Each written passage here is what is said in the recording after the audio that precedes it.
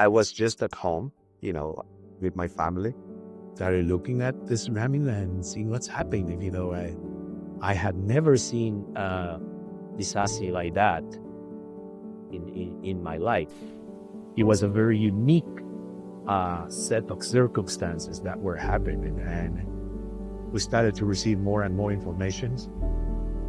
And as the day went by, it was very clear that the destruction was massive, and as Habitat, we had presence and operations in 4 of the affected countries, and we knew immediately that there was going to be a role for Habitat to play in the response and the recovery in the disaster. I became involved and came to visit the 4 involved countries, Indonesia, India, Sri Lanka, and Thailand.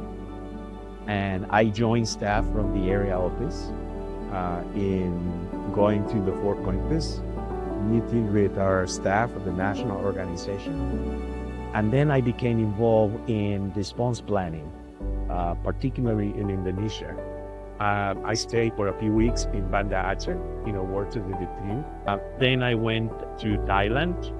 I also remember young Ernesto Castro and going down, Sipiket and all the affected areas and talking to communities, talking to different government authorities.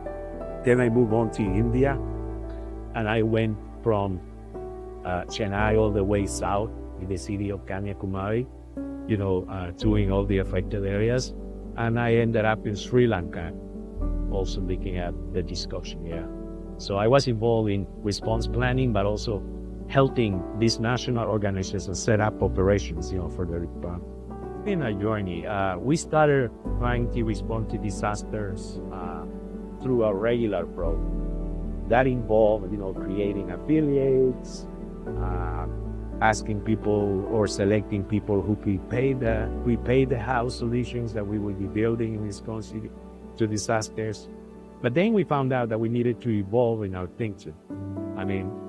People affected by disaster are the most vulnerable in terms of economic capacities. So it wasn't real, to say that we were going to ask for people to repay homes the way that the regular program or the families involved in the regular program were able to pay. So we had to move away from that too. So there wasn't an evolution there from the original thinking at Habitat for Humanity. And from them, we started moving and looking into program interventions that were not just to build a full house. We looked into repairs. We started looking into distribution of shelter kits. We started looking into planning, on construction skills. We started looking into damage assessments.